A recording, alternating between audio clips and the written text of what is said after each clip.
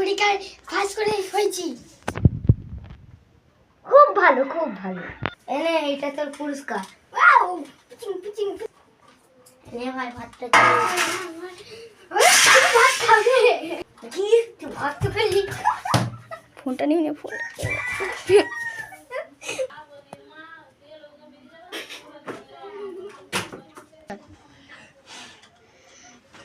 phone কর